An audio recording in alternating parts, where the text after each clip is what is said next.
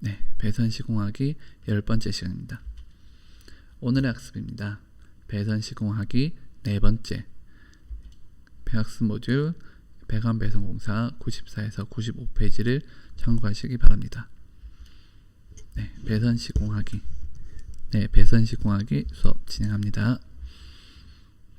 네, 오늘도 유의사항에 대해서 먼저 살펴보도록 하겠습니다.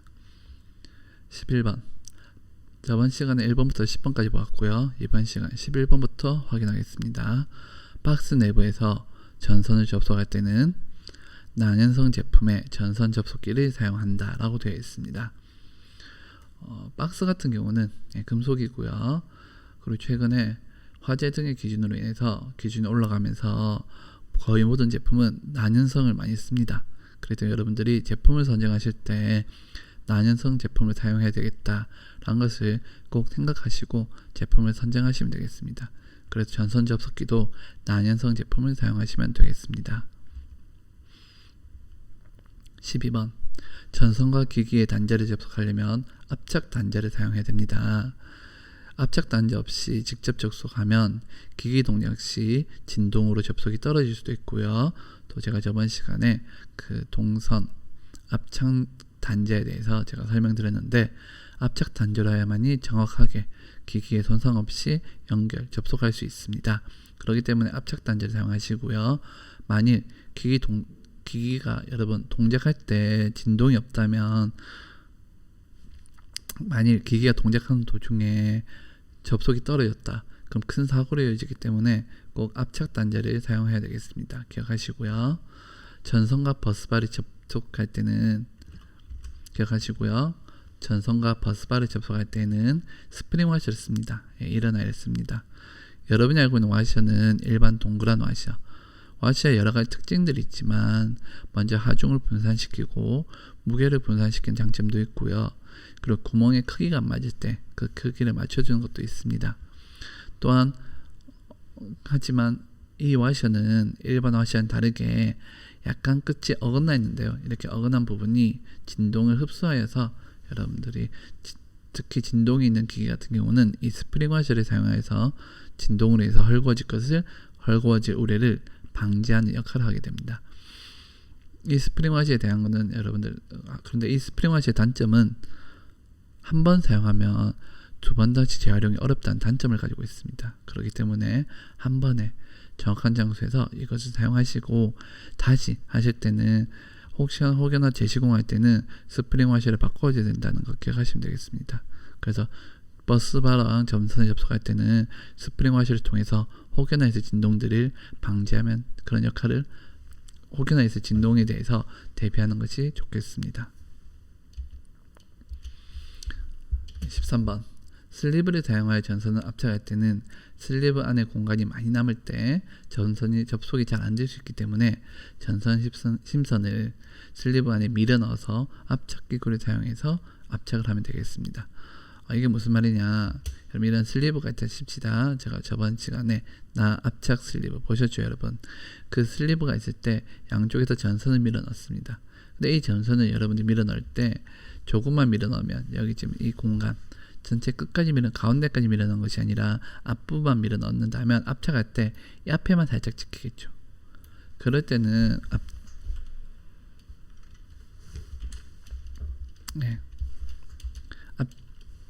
압착할 때 앞에만 살짝 찍히겠죠.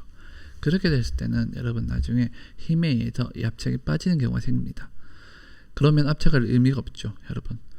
그럴 때 압착은 어떻게 하냐면, 그래서 어떻게 하느냐, 전선의 심선을 슬리브 안에 끝까지 밀어 넣어서 깊게 밀어 넣은 다음에 압착을 하시면 이것이 빠질 확률이 훨씬 더 줄어들고 훨씬 더 튼튼하게 강하게 압착되는 것을 볼 수 있습니다.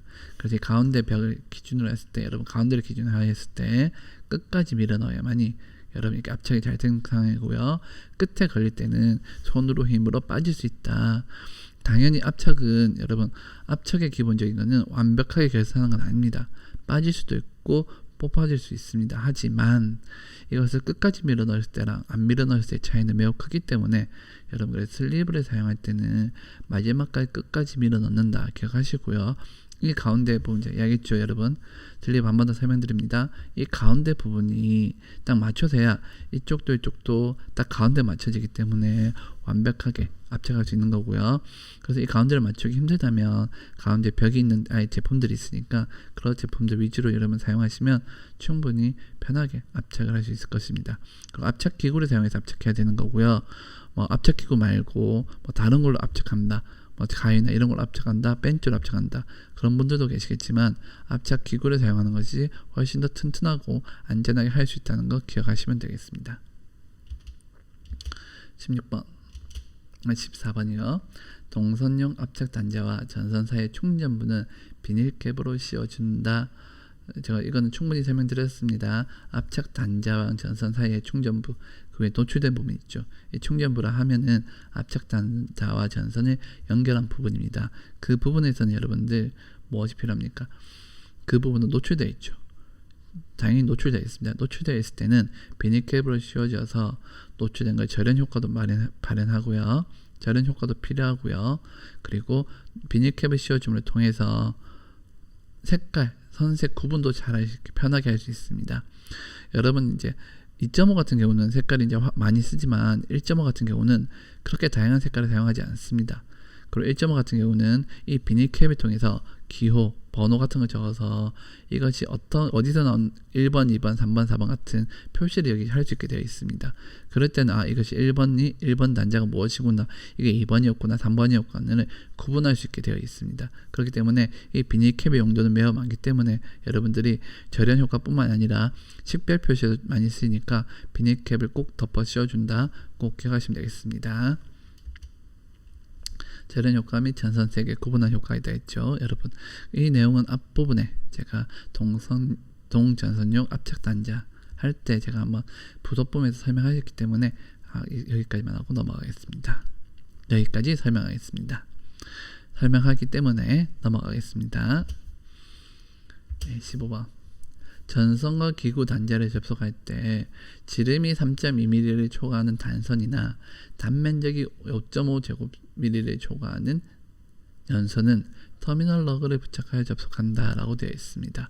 옆에 오른쪽 밑에 사진이 이렇게 터미널 러그인데요. 이런 아이를 부착한다 하시면 되겠습니다.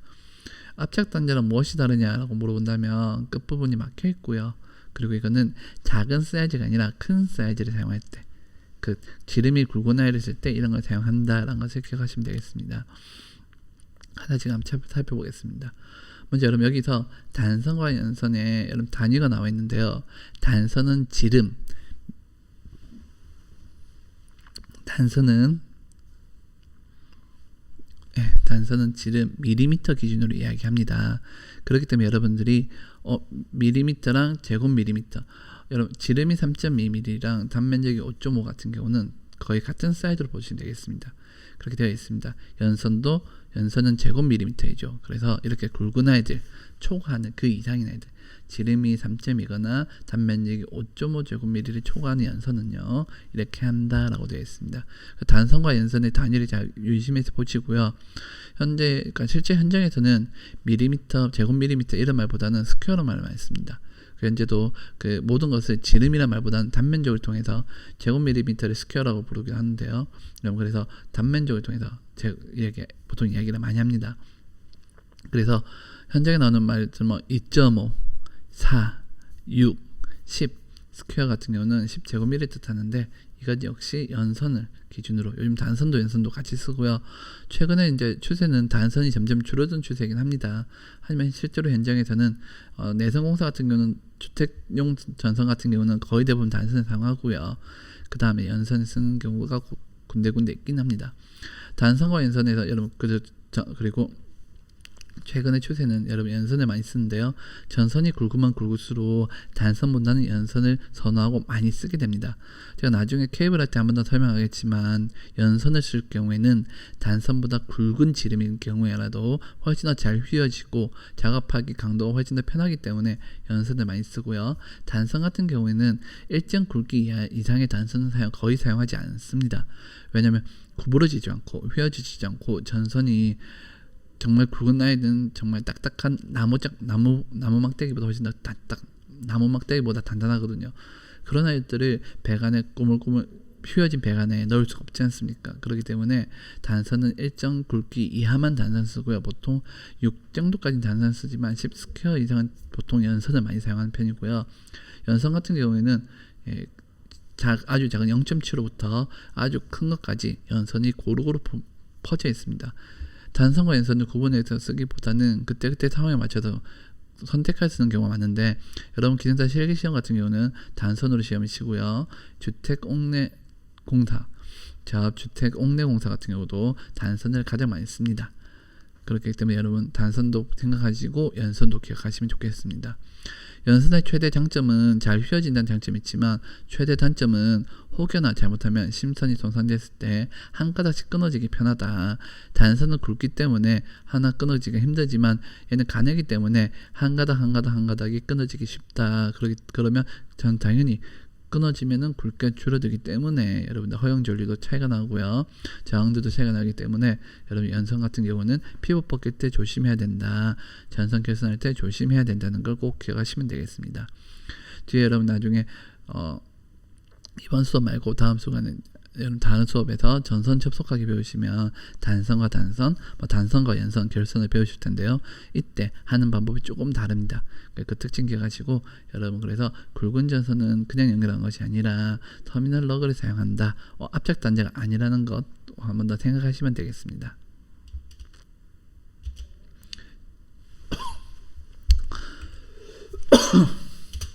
네, 16번. 전선과 기구의 단자 접속 시에 터미널 러그를 부착하지 않은 연선은 심선에 납땜을 하여서 소선이 흩어지지 않도록 한다라고 되어 있습니다. 연선 같은 경우 여러분들 단순하게 터미널 러그가 아니라 일반 압착 단자라든지 혹은 바로 연결할 때 연선은 여러 가닥으로 나눠져 있다고 했죠. 그렇기 때문에 이걸 이제 연결할 때 잘못하면 이 가닥수가 옆으로 삐져나가는 경우가 생깁니다. 그럴 때 하나로 모아준 아이 심선에 납땜을 하여서 소선이라면 연선을 이루는 각각의 선을 소선이라고 부릅니다. 예. 연선이 있으면, 동그란 선이 있으면 이게 하나의 연선이면 이 안에는 여러 가지의 선들이 있습니다. 그게 연선이죠, 여러분. 그래 좀 이상한데요. 이 작은 선 하나하나, 이루는 이 작은 선 하나하나를 우리가 소선이라고 부르는 겁니다. 그렇기 때문에 연선은 여러 가지 소선으로 이루어져 있고요. 이 연선을 연결할 때는 이 소선 한 가닥 합쳐진 이 전체가 흐르는 전류를 우리가 사용해야 되기 때문에 이 전체에 대한 허용 전류를 여러분이 계산하셔서 연결해서 사용하는 것이기 때문에 심선이 하나라도 흩어지지 않도록 납땜을 해서 소선이 흩어지지 않게 하는 방법이 가장 많이 쓰이고 있습니다. 그 여러분 대표적으로 스피커라든지 이쪽에 그냥 스피커라든지 통신 음향 장비들 보시면 납땜한 것을 많이 보시는데요. 이게 다 납땜을 하여서 소선이 흩어지지 않고 하나로 잘 모아지게 하는 역할을 하고 있습니다. 하지만 무조건 납땜하는 것이 아니라 와셔가 있는 누름 나사형 혹은 클램프형 유사한 구조의 단자나 전선의 동관을 사용하는 경우에는 납땜하지 않아도 된다라고 되어 있습니다. 동관 자체가 이미 벌써 터미널 러그랑 비슷한 역할을 하기 때문에 마지막은 이해되실 건데요.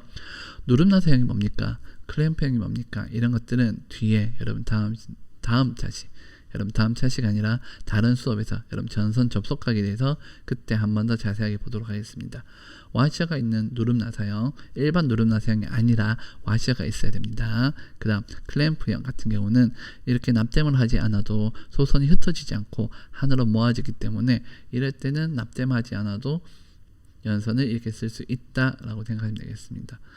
여러분 연선을 연결한다는 거 기억 잘 하시고요. 단선 같은 경우는 이런 게 별로 없습니다. 단선은 압착 단자라는 이런 걸 쓰는 게 제일 낫죠. 그래서 전선과 기구 단자를 접속할 때는 압착 단자 혹은 터미널 러그 등을 꼭 사용해서 연결하시면 여러분들이 이런 거 생각 없이, 이런 거 고려하지 않고 무조건 작업할 수 있는, 이런 거 생각하지 않아도 되는 장점을 가지고 있습니다. 하지만 할 때마다 좀 불편하게 하겠죠. 압착기도 들고 다녀야 되고 불편하게 하겠지만 한번 해놓으면 여러분들, 그리고 잘 풀어지지 않고 끊어지지 않고 튼튼하게 오래 쓸 수 있기 때문에 여러분들이 꼭 전선기구와 단자는 전선과 기구 단자를 접속할 때는 터미널 러그라든지 압착 단자를 쓴다 기억하시면 되겠습니다. 참고로 여러분 기능사 시험에서는 그냥 참고로 들으십시오. 기능사 실기시험에서는 분명히 연선이 사용됩니다. 케이블 같은 경우 연선 쓰거든요. 40 케이블의 연선을 사용하는데 이 연선은 그렇다고 해서 그럼 압착을 해야 됩니까? 라고 물어본다면 실기시험에서는 그냥 연선을 연결합니다. 왜? 그 아이는 와시어가 있는 누름 나사형이기 때문에 그냥 바로 연결해도 상관없다라는 거 기억하시면 되겠습니다. 그리고 실기시험 할 때도 이렇게 소선이 흩어지지 않도록 여러분 조심해서 실기시험을 치르시면 케이블에 대해서는 여러분 전기가 통하지 않는 일은 없지 않을까 싶습니다. 17번 설계도에 지시한 사항으로 시공하되 별도의 언급이 없을 경우에는 KEC 규정의 내용에 준수해서 시공한다 라고 되어 있습니다. 여러분 책에서는 전기 설비 기술 기준 및 판단 기준 혹은 내선 기준에 의해서 준수한다고 적혀 있을 텐데 2021년부터 KEC 규정으로 바뀐다고 제가 많이 언급해 드렸고요. 여러분 그래서 KEC 규정을 한 번 더 확인하시면 되겠습니다. 그렇다고 해서 여러분들이 규정이 아예 처음부터 다 바뀌었을까라고 생각하시면 생각하시는 것이 다 바뀌었을까? 다 바뀐 게 아닐까? 그럼 처음부터 다시 다 배워야 되는 것이 아닌가라는 생각을 하겠지만 이 KC 규정은 이 내선 규정과 판단 기준, 기술 기준들을 가진 상태에서 조금 더 추가되고 수정되고 보완된 내용이기 때문에 기본적으로는 이 내용들을 여러분 기억하시고 그런 다음에 어떤 게 바뀌었을까에 대해서 조금만 더 보충해서 공부하시면 여러분들이 이 규정을 준수해서 시공할 수 있을 것입니다. 당연히 시험하면서 준공하면서 혹여나 헷갈린다 무엇일까 모르시면은 제가 저번 시간에 앞에 제가 가르쳤던 앞부분에 가르쳤던 KC 규정 홈페이지 있죠. 홈페이지 들어가셔서 찾으시면 여러분들이 이 규정에 어긋나지 않고 올바르게 이렇게 할 수 있을 것입니다. 중요한 내용은 여러분 설계도에 지시한 사항으로 시공을 해야 되지만 설계도에 모든 지시사항이 적혀 있는 건 아닙니다. 대부분의 지시사항이 적혀 있긴 하지만 그건 중요한 내용이고요. 그 내용이 아니라 별도의 언급이 없을 경우 예를 들어서 여기 지금까지 전선이 몇 가닥 가고 여기 조명이 달릴 거고 그럼 어떻게 해야 되지? 조명이 가는데 그럼 여기 결선을 해야 될까 말아야 될까 어떻게 결선할까 이런 내용들은 여러분이 해왔던 이런 규정들을 참고로 해서 여러분 시공하시면 될 거고요. 규정에 없는 내용들도 있습니다. 규정의 모든 내용을 담을 수는 없겠죠. 그럴 때는 여러분이 있던 그 현장에서 있던 그 노하우들을 참고하셔서 시공하시면 될 것입니다. 그래서 여러분들이 설계도에 지시한 사항도 한번 보시고요. 어떤 사항인지 보시고요. 언급이 없이 어떻게 하는지도 여러분 현장에서 경험으로써 하시면 좋겠습니다. 18번 내화 보호용 배선공사가 있습니다. 이거는 2종 금속재 가유 전선관, 금속 전선관, 합성 수지재 전선관이 나와서 내화 구조로 된 벽 바닥으로부터 25cm 이상 깊이로 매설해야 된다라고 되어 있습니다. 여러분 내화 불에 대해서 여러분 불이 직접적으로 올 때 하는 이 배선공사는요 금속재 가유 전선관, 금속 전선관, 합성 수지재 전선관 이 세 가지 이 전선관 특징이 뭐죠? 공통점이 매설이 가능한 아이입니다. 제가 저 앞에 들었던 수업 중에서 노출 은폐 있었죠. 여러분 그때 시설 장소에 따른 것 중에서 은폐 장소 중에서 여러분들은 점검할 수 없는 장소에서 시공 방법이 있었습니다. 이것이 바로 은폐 장소 중 점검할 수 없는 시공. 당연하죠. 벽이나 바닥으로부터 25cm 깊이로 매설한다. 매설이란 말은 한번 덮어버리고 안 연다거든요.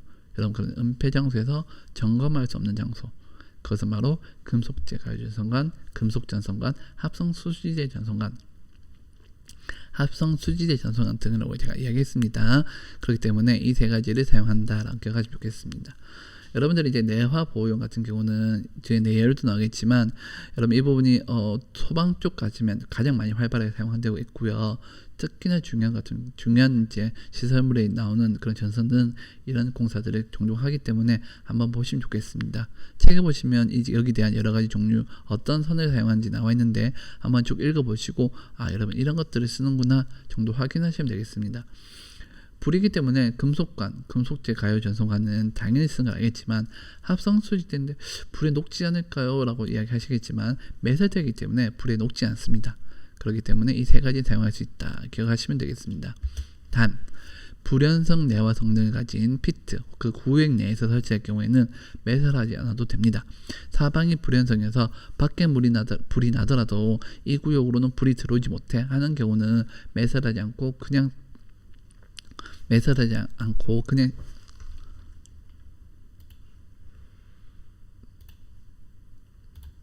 예, 불연성 내화 성능. 네, 불연성 내화 성능을 가진 피트의 구역 내에 설치할 경우에는 매설하지 않아도 된다라고 적혀져 있습니다. 여러분들, 불연성 내화 성능을 가진 피트, 사방이 이미 불이 타지 않기 때문에, 사방이 불연성이기 때문에 아무리 밖에 이제 불이 나더라도 안전하기 때문에 그 안에 있는 구역에서는 매설하지 않아도 합성수제 전선관이 녹지 않겠죠. 그럴 때는 매설하지 않아도 된다, 이 말입니다.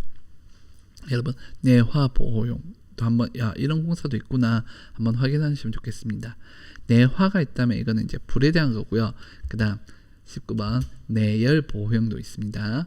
금속 전선관, 가요 전선관, 덕트 같은 곳에 가설하는 케이블에 따른 공사 등에 따라서 가설되어야 한다라고 적혀져 있습니다.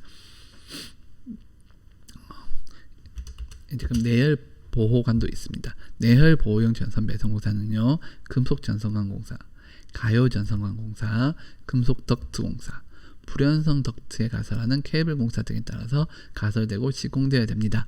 앞과 다르게 뭐가 없죠? 합성수제 공사가 없습니다. 왜냐? 내화는 불길에 보호되겠지만 내열은 뜨거운 열기에 보호해야 되거든요. 그럼 열은 합성수제는 녹을 수가 있죠.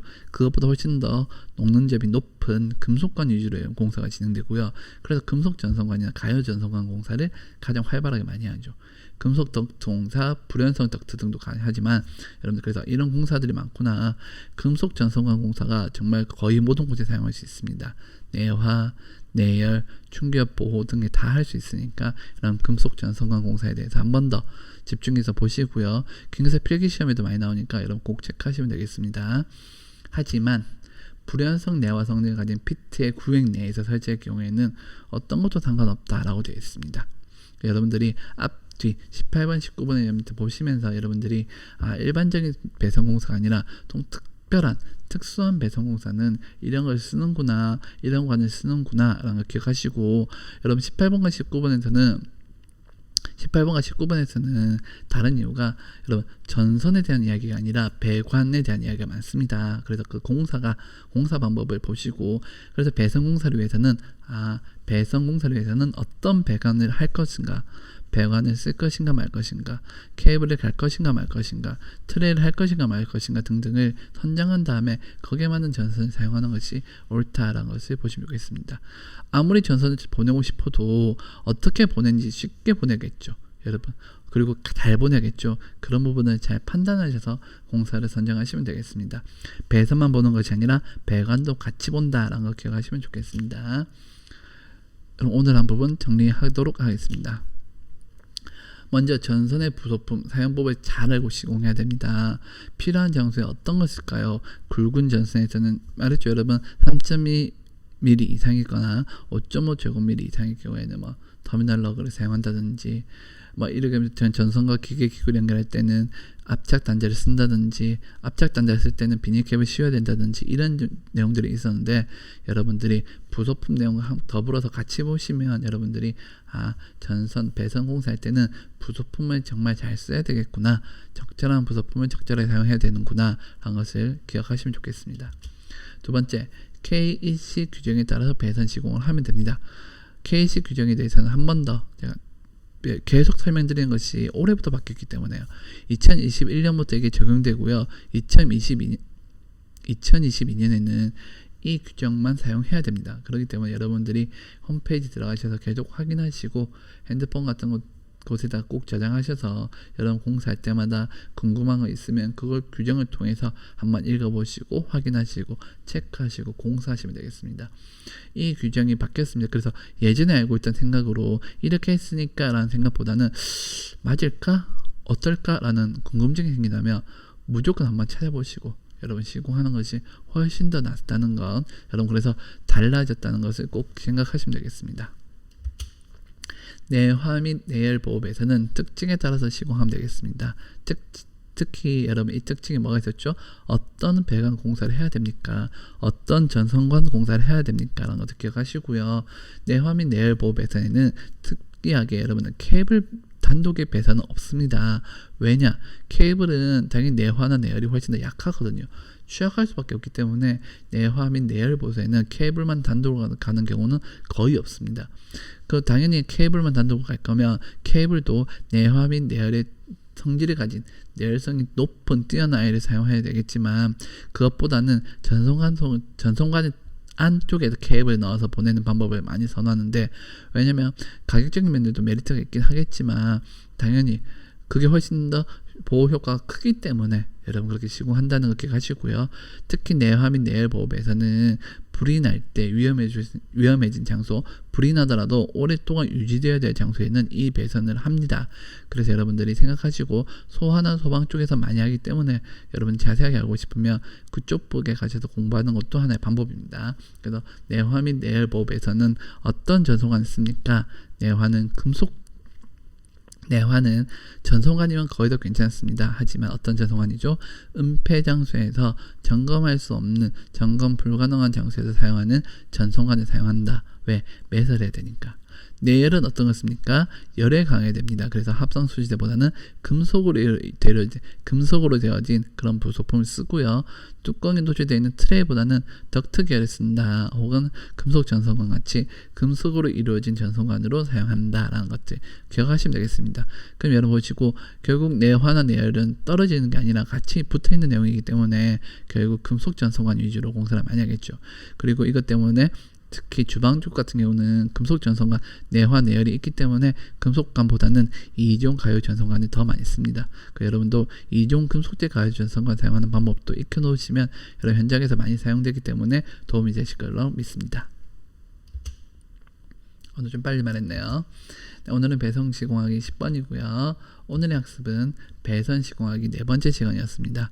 여러분 오늘 배우시면서 이런 거 썼구나, 이렇게 되어 있구나, 배선에서 한 번 더 유의사항 1번 11번부터 있었죠. 유의사항 기억하시고 저번 시간에는 1번부터 10번까지 꼭 다시 복습하셔서 여러분들 1번부터 18번까지 쭉 다 한 번 더 공부하시면 좋겠습니다. 학습하시면 좋겠습니다. 한 번 더 학습하시면 좋겠습니다. 내일은요, 다음 자시는요, 케이블 배선 작업을 배웁니다. 지금까지는 전선이었고요. 다음 자시부터는 그럼 케이블은 어떻게 합니까? 케이블은 기본적으로 전선과 똑같지만 유사한 것이 많지만 케이블만의 특징도 있을 텐데요. 그 특징에 대해서 한번 공부해 보도록 하겠습니다. 학습 모듈 배관 배선 공사 94에서 95페이지 오늘 봤고요. 내일 이 시간에는 95에서 97페이지를 보도록 하겠습니다. 여러분 오늘도 공부하신다고 수고하셨습니다. 고생하셨습니다.